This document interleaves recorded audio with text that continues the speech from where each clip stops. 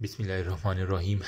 इय्याका नअबुदु व इय्याका नस्तईन। तो गाइज़, जैसा कि मैंने ऑलरेडी थर्ड ईयर MBBS की बुक्स जो है ना वो अपलोड की चैनल के ऊपर, तो उसी वीडियो के नीचे एक कमेंट आया कि सेकंड ईयर की भी जो है ना वो कौन सी बुक्स लेनी है और किस तरह स्टडी करनी है, टॉपिक्स वाइज जो है ना थोड़ा सा बता दें। तो मैंने सोचा कि चलें, जो मैं फॉलो करता था ना स्कीम अपनी सेकंड ईयर के एग्ज़ाम के अंदर, वो मैं सारी की सारी शेयर करूँगा इंशाल्लाह। मतलब आपको ना एंड पे इतना फ़ायदा होगा कि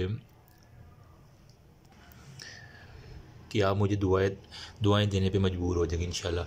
देखें, सिस्टेमिक वे में चलना है। सेकंड ईयर का सिलेबस फर्स्ट ईयर से बहुत ज़्यादा मैं कहता हूँ ख़त्म नहीं होता सिलेबस ये इतना। लेकिन अगर आप सिस्टेमिक वे में तरीके से चलें, टॉपिक वाइज आप डिवाइड करें सेकंड ईयर को, मतलब जो हाई यील्ड टॉपिक्स हैं उनको डिवाइड करें और उसके बाद फिर लो यील्ड की तरफ आएँ, तो आप साथ साथ अपने नोट्स बनाएं, तो मैं कहता हूँ सेकंड ईयर इजीली हो सकती है। आप सीनियर से भी सुनेंगे कि बहुत लेंथी सिलेबस है, सिर्फ वही जो है ना सेकंड ईयर में आई थिंक कामयाब होगा जो साथ साथ जो है ना फर्स्ट डे से जो इसकी नोट्स वगैरह करे। अभी अज़ान हो रही है, मैं इसके बाद फिर बाकी वीडियो। ओके जी, तो गाइस मैं बात कर रहा था कि सिलेबस की। सबसे पहले तो है ना, welcome to all of you in second year MBBS।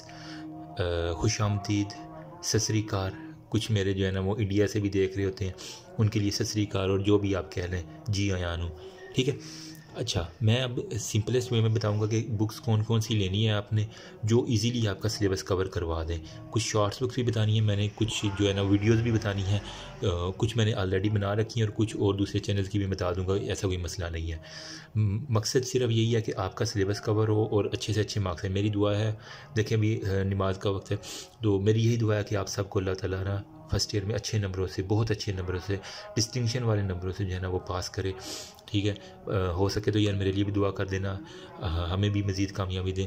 ये ब्रेन का मॉडल देख रहे हैं, ये आपका जो दिमाग घुमा देगा न्यूरो एनाटमी के अंदर। मैं इसका भी बताता हूँ सारे का सारा। सबसे पहले तो आपने घबराना नहीं है, ठीक है। अब मैं रिवीजन कर रहा हूँ इनकी बारी बारी। देखें, आपको सेकंड ईयर के अंदर जो है ना वो टोटल 4 सब्जेक्ट्स जो है ना, मेनली 3 है, चौथा जो है ना वो इस्लामियात और पाक स्टडी है। सारे का सारा ईजीएस्ट वे में फ़्लो चार्ट की फॉर्म में सिंपल हम वही अपना तरीका रखते हैं।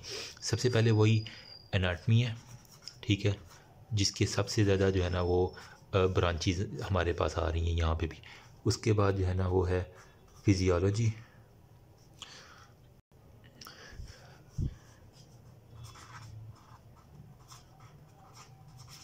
और नंबर 3 पे जो है ना वही फिजियो, और नंबर 3 पे जो है हमारे पास वही बायोकेम जो फर्स्ट ईयर में था, बायोकेमिस्ट्री। जो इसके अंदर 4th सब्जेक्ट है ना वो है इस्लामियात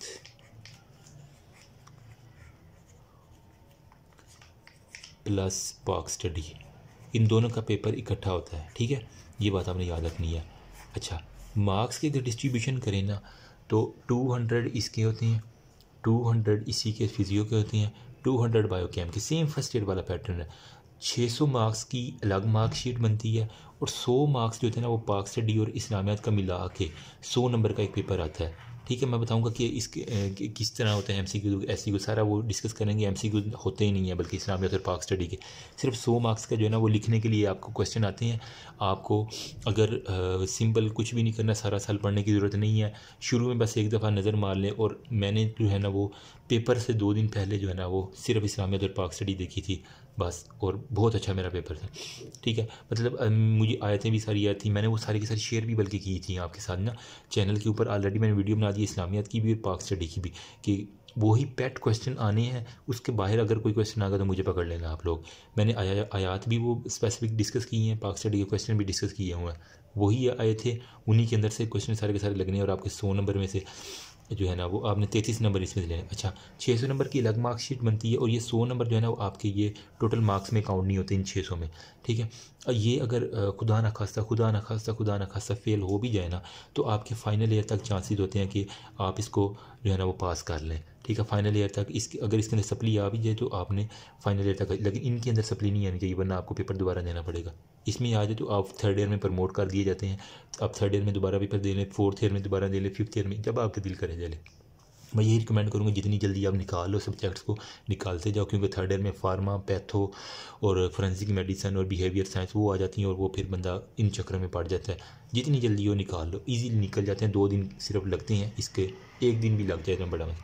अच्छा, अब मैं डिस्कस करता हूँ एनाटमी के अंदर फर्दर सब डिवीजन। जिस तरह थे ना upper limb, lower limb, thorax थी ना, ठीक है, इसी तरह जो है ना सेकेंड ईयर की एनाटमी जो है ना वो सबसे पहले जो मेजर मोस्ट इम्पोर्टेंट सबका फेवरेट हेड एंड नेक, मतलब सर और गर्दन, एक हेड एंड नेक की पूरी बुक जो है ना वो आपको पढ़ने के लिए आएगी।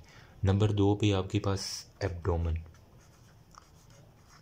ठीक है, एब्डोमेन और पेल्वस प्लस पेरिनियम, पेल्वस और पेरिनियम, यानी ये इन दोनों को मिला के एक ही बुक बन जाती है, या कुछ लोग इसे डिवाइड कर देते हैं, लेकिन ये है एक ही चीज़ से रिलेटेड। मतलब एब्डोमेन हो गया, एब्डोमेन के बिल्कुल नीचे पेल्वस और पेरिनियम सारे का सारा, ये जो आपका पेल्विक रीजन होता है ना वो, और इसके अलावा जो सेक्सुअल ऑर्गन वाला रीजन होता है उसे पेरिनियम कहते हैं, ये डायमंड शेप होता है ना।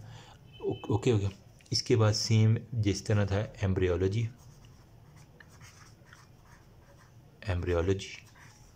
So simple.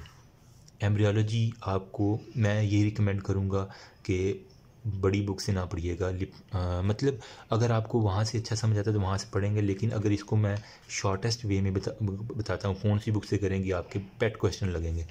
उसके बाद आपकी आ जाती हैं हिस्टोलॉजी, ये तो ठीक हो गया। और लास्ट बट नॉट लीस्ट इंतहाई इम्पोर्टेंट न्यूरोनाटमी, ठीक है। ये न्यूरोनाटमी आपने यहाँ पे भी तो करेंगे, फिजियो में भी यही चलेगी न्यूरोनाटमी, ठीक है। करने कैसी हैं वो मैं सारे बताऊँगा। अच्छा, फिजियो के अंदर जो है ना वो आपके पास टोटल आई थिंक 6 से 7 चैप्टर बनती हैं, उनके अंदर CNS आ जाता है, ठीक है। ये यानी ये जो न्यूरोनाटमी है ना ये इसी फिजियो के अंदर चल जाएगी, CNS इसके अंदर सारे का सारा आएगा। इसके अलावा रीनल का वाला आ जाएगा, उसके अलावा हमारे पास आ जाएगा जो है ना वो स्पेशल सेंसेस आ जाते हैं, रिप्रोडक्शन आ जाता है, GIT आ जाती है, एंडो आ जाती है। यहाँ GIT और एंडो जो है ना वो यही वाली बायोकेम के अंदर इस्तेमाल होगी। देख रहे हैं आप, इनको इस तरह को रिलेट, मतलब ये वाली अच्छे कर लेंगे तो आपको फिजियो की निकल जाएगी, फिजियो के अंदर एंडो और GIT अच्छे से कर लेंगे आपकी बायोकेम भी साथ कवर हो जाएगी। लेकिन फर्दर थोड़ी बहुत चीज़ें एडिशनल होती हैं, लेकिन सेम होती वही है तकरीबन। तो यहाँ से आपका करना पड़ेगा, मतलब CNS के अंदर सेंसरी और मोटर दोनों आ जाएंगे, ठीक है। और इसके अलावा जो हमारे पास आना है वो, एक मिनट यार, एंडोक्राइनोलॉजी, मतलब जो ग्लैंड से रिलेटेड सारे का सारा होता है ना, ठीक है। पिट्यूटरी ग्लैंड हो गया, थायराइड ग्लैंड हो गया, बहुत मज़े का है, आसान भी है और इजीली समझ भी आ जाता है एंडोक्राइनोलॉजी। इसके अलावा जो होता है ना वो होता है GIT, मतलब FSC का अगर आपको फर्स्ट ईयर का 12 चैप्टर याद होना तो वो ही सारा ऑलमोस्ट यहाँ पे GIT वाला डिस्कस होता है, बहुत थोड़ी चीज़ें जो एक्स्ट्रा होंगी। उसके बाद आता है रिप्रोडक्शन, इसकी मैंने ऑलरेडी प्लेलिस्ट बना दिया है जिसके ऊपर काफ़ी अच्छे मुझे रिस्पॉन्स आया था, बहुत ईजीएस्ट वे में मैंने बताया था वो। उसके अलावा जो था ना हमारे पास आ जाती है स्पेशल सेंसेस, मतलब आपकी जो 5 सेंसेस है ना, टच, प्रेशर, हेयरिंग वाले जितनी भी हैं, देखने वाली सेंस है, सुनने वाली, सूंघने वाली, ऑल्फैक्टरी नर्व होगी, वो सारी की सारी यहाँ पे स्पेशल सेंसेस आ जाएंगी। उसके अलावा जो है रह क्या क्या, एंडो भी होगी और भी होगी, हाँ एसिड बेस बैलेंस एक आता है, एसिड बेस बैलेंस ऑलमोस्ट ये कंप्लीट हो गए हैं आई थिंक, हाँ।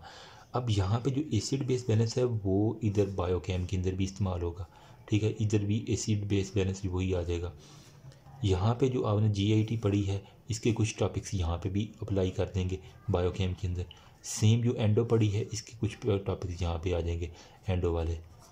एक्स्ट्रा इसके अंदर क्या है वो हमारे पास आ जाएंगे बायोकेम के अंदर, मेटाबॉलिज्म बहुत बहुत बहुत बहुत इंपॉर्टेंट है, ठीक है। मेटाबॉलिज्म जो है ना वो आपने मैथ की तरह करने होते हैं। मैं बता रहा हूँ जिस तरह हम रियाजी को करते थे ना 9th और 10th में, मतलब बार बार उसके लिख के, मतलब आप कहते हैं रट्टा ही है, एक तरह का मेटाबॉलिज्म मैं कहता हूँ रट्टा ही है। मतलब एक दफ़ा अपना रट्टा लगाना पड़ेगा नामों को। आपने मोस्टली जो है ना वो अगर मैं FSC फर्स्ट ईयर की बात करूँ, चैप्टर 11 जो है ना बायो एनर्जेटिक्स वाला, उसके अंदर जो थे ना वो ग्लाइकोलाइसिस के स्टेप थे, ठीक है। नो डाउट स्टेप्स को तो रट्टा लगाना पड़ेगा, फिर उसके बाद समझ के फिर उसके अंदर ATP कितने काउंट होते हैं वो भी रट्टा लगाने वाली चीज़ है, एंजाइम कौन सा वो भी सारा रट्टा लगाने वाली चीज़ है। छोटी छोटी चीज़ें हैं, वो सारे का सारा आपको मैथ की तरह करना पड़ेगा। जिसने ना किया वो साथ साथ वो मैं कह रहा हूँ आखिरी दिनों में रोएगा। अच्छा, कार्बोहाइड्रेट, प्रोटीन है, अमाइनो एसिड, ठीक है, उसके अंदर लिपिड्स आ जाते हैं सारे के सारे। ये जो है ना वो मेनली मतलब अगर मैं बायोकेम का शॉर्टेस्ट बताऊँ ना, एंडो तो आ गई, उसके अलावा बायो एनर्जेटिक्स इसके अंदर एक चैप्टर आ जाता है जिसके अंदर आपने वो इलेक्ट्रॉन ट्रांसपोर्ट चेन पढ़ी थी ना, उसी से रिलेटेड सारे का सारा की एनर्जी किस तरह में, बायो एनर्जेटिक्स इसके अंदर सारे का सारा आ जाएगा। और न्यूक्लियोटाइड्स जो है ना वो आपने फर्स्ट ईयर के अंदर भी पढ़े होंगे, उसकी अब मेटाबॉलिज्म जो है ना वो बहुत इंपॉर्टेंट है। न्यूक्लियोटाइड मतलब जेनेटिक्स वाला जो है ना वो चैप्टर वो आ जाएगा। PCR मशीन हो गया, DNA की सिंथेसिस हो गया, DNA पॉलीमरेज 1 2 3, ट्रांसक्रिप्शन, ट्रांसलेशन, वो सारे का सारे यहाँ जेनेटिक्स के अंदर हम डिस्कस करेंगे। एसिड बेस बैलेंस हो गया। इसके अलावा हमारे पास जो थे ना, हाँ, वाटर और इलेक्ट्रोलाइट्स एक और नया यहाँ, वाटर प्लस इलेक्ट्रोलाइट्स, वो भी इसी के अंदर डिस्कस करेंगे। और इसके अलावा हमने क्या करना है, डायबिटीज़ मेलाइटिस, हाँ, डायबिटीज़ मेलाइटिस, ये टाइप 1 और टाइप 2 दोनों होती हैं, इंपॉर्टेंट, बहुत इंपॉर्टेंट है। मतलब यहाँ से MCQs आते हैं, पेट MCQs आते हैं। उसके अलावा हमारे पास होती है ऑन्कोजेनेसिस, मतलब कैंसर से रिलेटेड, और जीनोबायोटिक्स, मतलब ये जो आप मेकअप वगैरह करती हैं इसके अंदर जो हार्मफुल केमिकल होते हैं, और इसके अलावा जो और भी पोल्यूटेंट्स वगैरह होते हैं वो जीनोबायोटिक्स जो कैंसर काजिंग फिर बाद में बन जाते हैं, ठीक है। इसके अंदर फिर साइटोक्रोम P450, वो सारा आप पढ़ेंगे तो समझ आएगी आपको, ठीक है। ये वाला जो है ना वो इम्पोर्टेंट है। GIT के अंदर वही जूसेस वगैरह आ जाएंगे, और इसके अंदर एडिशनल ये है कि उनका मैकेनिज़्म आ जाएगा कि कौन सा, जिस तरह फर्स्ट ईयर में आपने पढ़ा था ना, कैल्शियम जाके आइनोसाइटोल ट्राइफॉस्फेट को एक्टिवेट करता है, GDP किसको एक्टिव करता है, ADP किसको एक्टिवेट करता है, वो सारे के सारे इसके अंदर आ जाएंगे। अभी वीडियो जो है ना वो काफ़ी लंबी हो चुकी है। बाकी अब मैं नेक्स्ट वीडियो में एनाटमी को कहाँ से पढ़ना है, किस तरह कवर करना है, सारे का सारे डिस्कस करता हूँ। इसके मार्क्स की डिस्ट्रीब्यूशन, कहाँ से कितने MCQ SCQ आने हैं। उसके बाद मैं फिजियो को डिस्कस करूँगा, ठीक है। फिजियो के बाद फिर जो है ना वो मैं बायोकेम को डिस्कस करूँगा। इस्लामियत का मैं थोड़ा सा बता दूँ, ठीक है। इस्लामियत में 100 नंबर का पेपर है, आपने 33 नंबर लेने होते हैं। ईज़िली आ जाते हैं, लेकिन कुछ जो होते हैं ना अनफॉर्चुनेटली इसके अंदर भी सप्ली आ जाती है अगर आपने कोई हदीसें वगैरह को गलत लिख दी है। मैं कह रहा हूँ मैंने जो MCQ PDF भी पढ़ा हुआ, जिसको चाहिए वो मुझे बता दे। बाकी मैंने चैनल के ऊपर भी ऑलरेडी अपलोड कर दिए हैं, वो वहाँ से स्क्रीनशॉट मारें और वही करके जाएँ तो इंशाल्लाह उसी आना चाहिए। बाकी आप FSC वाली बुक जो है ना इस्लामियात और पाक स्टडी की, वो रख लें, एडिशनल रखने की कोई ज़रूरत नहीं है। बस पास्ट पेपर और वो FSC वाली बुक को गो थ्रू कर लें। खुतबा अलाहाबाद तो यार बच्चे को आता होगा ना, आप तो वो वाला, ठीक है। इसके अंदर क्या है कि इस्लामिया तो पाक स्टडी में हर क्वेश्चन जो है ना वो 20 मार्क्स का होता है, ठीक है। 20 मार्क्स में से जो है ना अब कुल हमने करने कितने होते हैं, 5 क्वेश्चन करने होते हैं। 5 ज़रा 20 कितना हो गया, 100। अब इन 5 क्वेश्चन में से जो होता है ना वो 3 हमने इस्लामियात के करने हैं, ठीक है, और 2 हमने पाक स्टडी के करने हैं। अब इसके अंदर टोटल इस्लामियत के 5 क्वेश्चन होते हैं, 5 में से 3 करने होते हैं, और पाक स्टडी के 4 क्वेश्चन होते हैं, 4 में से 2, मतलब 2/4 और 3/5। 5 क्वेश्चन में से 3 जो आपको अच्छे वाले आते हैं वो करने होते हैं, और पाक स्टडी में जो अब 4 जो है ना क्वेश्चन, उसके अंदर अच्छे वाले जो 2 आते हैं ना टॉप के चोटी के, वो वाले आपने करके और 33 नंबर को क्रॉस करके जितने भी ऊपर नंबर ले लें। लेकिन मैं फिर बता दूं ये इस वाले नंबर में काउंट नहीं होता। पूरा रिजल्ट कार्ड की शीट होती है, उसके बिल्कुल एंड के ऊपर जो है ना इस्लामियत और पाक स्टडी के लिखे होते हैं। टोटल नंबर में इसका काउंट नहीं होता। 600 नंबर में ये अलहदा से इसका नंबर आते हैं। होप से यहाँ तक आगे भी वीडियो काफ़ी लंबी होगी। अब मैं इनका अलहदा बताता हूँ कहाँ से करनी है। मैं जो वे बताऊँगा इंशाल्लाह आप फॉलो करेंगे। बाकी आप एडिशनल अपना वे भी इख्तियार कर सकते हैं, कोई मसला नहीं है। एक जस्ट आपको पाथवे बताना है, उसके ऊपर चलेंगे तो इंशाल्लाह सारा कवर होगा। Thank you so much. अगर यहाँ तक किसी को मसला है तो वो मुझे बता दे, कमेंट सेक्शन ओपन है। और प्लीज़ दूसरों तक आप ये ज़रूर शेयर कीजिएगा, इंशाल्लाह किसी ना किसी का फ़ायदा होगा।